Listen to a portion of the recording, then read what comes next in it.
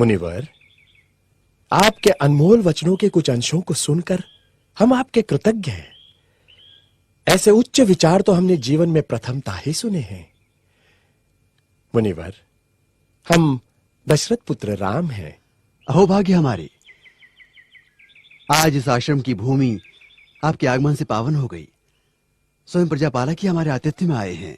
मुनिश्रेष्ठ, आप जैसे महान ज्ञानी ऋषियों के कारण ही हमारे राज्य की भूमि पावन है, किंतु आज तक आप जैसे सद्गुरु से हमारा परिचय कैसे नहीं हुआ?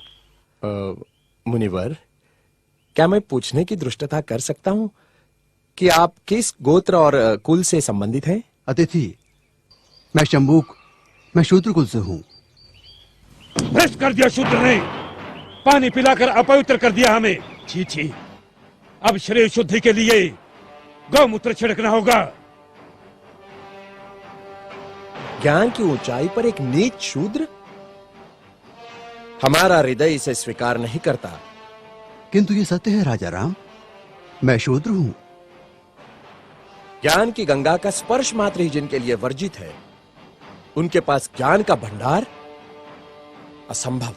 तभी तो राम राज्य में अराजकता फैली है। राम, क्या आपको ज्ञात है कि धर्मानुसार आपका अपराध जघन्य है? मेरा अपराध? क्या शूद्र का ज्ञान प्राप्त करना अपराध है? हाँ, अपराध है, जिसके कारण हमारे राज्य में एक ब्राह्मण पुत्र की अल्पायु में मृत्यु हो गई। हे कर्तव्यनिष्ठ राम, बड़े ही दुख के साथ मुझे कहना पड़ रहा है कि निष्कारण ही आप मुझे ब्राह्मण पुत्र की मृत्यु का दोषी ठहरा रहे हैं, जिस घटना से मेरा कोई संबंध नहीं, उसका मुझ पर। राजा राम, मैं न कहता था जिसका जो कार्य है वही कार्य उसे करते रहना चाहिए, नहीं तो ये शूद्र भी एक दिन अपना सर उठाकर हमको ज्ञान पढ़ाएंगे। राजा राम, तुमको असंगत कहेंगे। शंभुक, तुमने धर्म की मर्यादा का उल्लंघन किया है। मैंने किसी धर्म की मर्यादा का उल्लंघन नहीं किया है।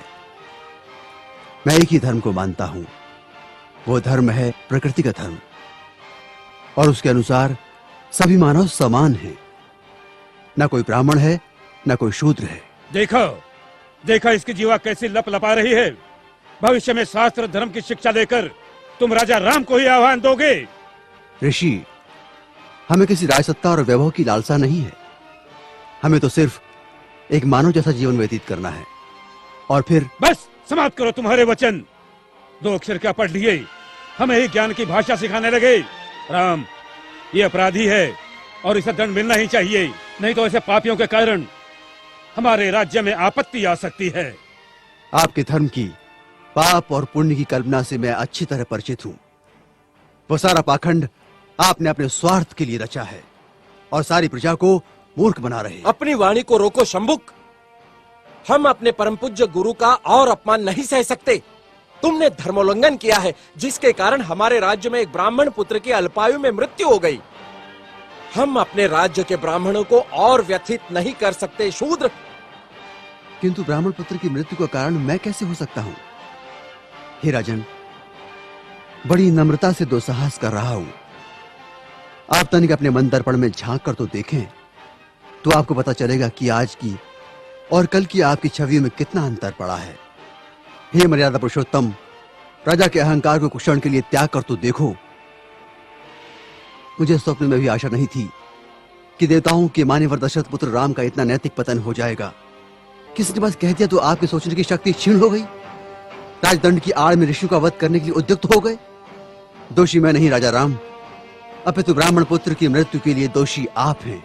अपनी विष उगलती जिह्वा को रोको शंभुक। मुझे भयभीत करने की चेष्टा न करो राम। जब जब किसी शूद्र ने परंपरागत सामाजिक दास्तां की बेड़ियां तोड़ने की चेष्टा की, तब तब धर्मांधों ने उसकी हत्या कर दी। मुझे मृत्यु का भय नहीं राम। एक शंभुक जाएगा तो दूसरा शंभुक निश्चित ही पैदा होगा। शंभुक, मैं राम, स्वाभिमान और स्वतंत्रता का लघु जीवन भी दास्ता और अपमान से भरे दीर्घायु से कई गुना सुकर है।